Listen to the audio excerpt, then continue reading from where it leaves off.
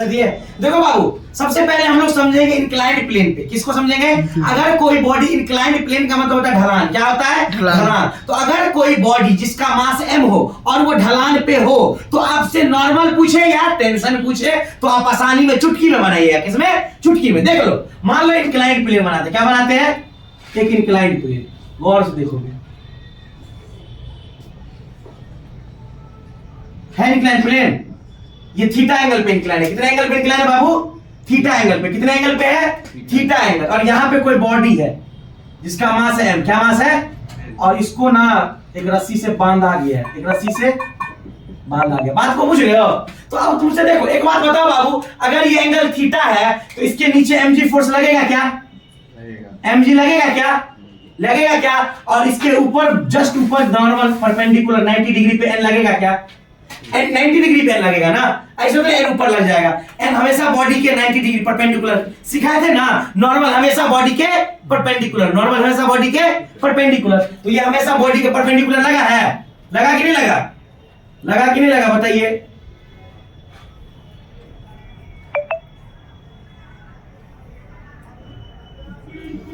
अब देखो, अब यहाँ पे हर एक चीज में नॉर्मल mg के बराबर होता था ना, जब बॉडी ग्राउंड पे होता था नॉर्मल mg के बराबर। लेकिन अब देखो चेंज हो गया। चेंज कैसे हो गया? क्या नॉर्मल mg के बराबर है?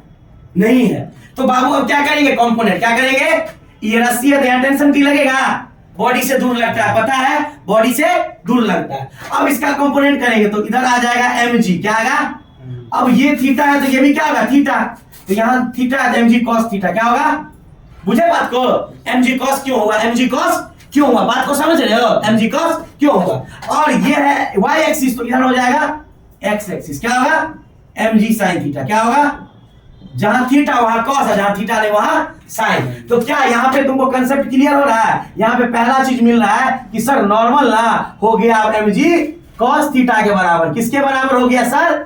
और दूसरा चीज हमको ये पता चल रहा है कि सर ऊपर वाला टेंशन ना नीचे वाले इस फोर्स के बराबर हो गया।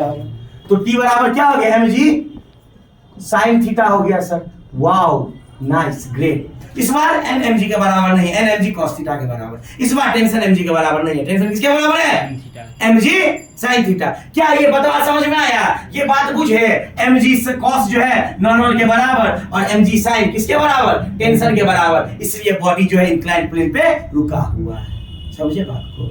अगर कोई ज्यादा होगा तो बॉडी सट से गिर जाएगा। क्या होगा? गिर जाएगा। बात समझ रहे हो? बातों को समझ रहे हो? गहराई को समझ रहे हो? ठीक है, रुकिए। देखो बाबू, अब देखो, अब सबसे बड़ी बात क्या है? समझने का प्रयास भी करोगे प्लीज। देखो सबसे बड़ी बात क्या है? अगर यहाँ पे एंगल थीटा था, यहाँ पे एंगल थीटा था, तो नॉर्मल क्या हो गया? mg cos theta. और टेंशन क्या हो गया? mg sin theta. अब देखो बाबू, कंसेप्ट नंबर 2। अब क्या देखोगे? कंसेप्ट 02। ये कंसेप्ट क्या था? ये कंसेप्ट 01। क्या था ये? कंसेप्ट 01। ये कंसेप्ट 02 देखो क्या कह रहा है। कंसेप्ट 02 क्या कह रहा है? मान लो ये इंक्लाइंड प्लेन है। क्या है ये? अब अगर थीटा ना हो, क्या ना हो? थीटा ना हो, यहां पे दे दे 90 माइनस थीटा। क्या दे दे? 90 माइनस थीटा। थीटा पे इंक्लाइन। और ये बॉडी का मास क्या है? m। बॉडी का मास क्या है? m। तो तुमको पता है कि बॉडी का मास m है, तो नीचे क्या लगेगा? mg लगेगा। और 90 डिग्री पे क्या लगेगा? नॉर्मल लगेगा। तो तुमको ये बात भी पता होना चाहिए कि इसका mg का क्या होगा? कंपोनेंट। एक हो जाएगा y में, एक हो जाएगा। बुझे बात को? ऊपर ऊपर एक रस्सी से हम लोग बांध दिए, तो टेंशन लगेगा ना। अब देखो, तो ये 90 माइनस थीटा, तो ये भी हो जाएगा 90 माइनस थीटा। बात बुझे?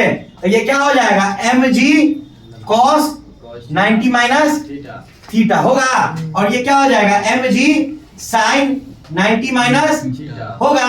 अब बउआ देखो, एक बात देखो, cos 90 माइनस थीटा क्या होता है? sin theta. हाँ, तो यहाँ क्या हो जाएगा? mg sin। हाँ, और यहाँ क्या हो जाएगा? mg cos theta. क्योंकि sin 90 माइनस क्या होता है? अब इसके से उल्टा हो गया, तो बार बार रटना नहीं है। हम क्या बोले? समझ लो। क्या करो? एक बार समझ लो, 4 बार पढ़ लो। तो यहाँ पे नॉर्मल किसके बराबर होगा बउआ? mg sin थीटा के बराबर होगा। अब बाबू नॉर्मल जो तो टेंशन किसके बराबर होगा? mg क्या होगा? क्या हम गलत बोल रहे हैं? नहीं। तो क्या चेंज कर गया? प्रिंस बाबू समझे? ठीक है, रुकिए तो अब इसको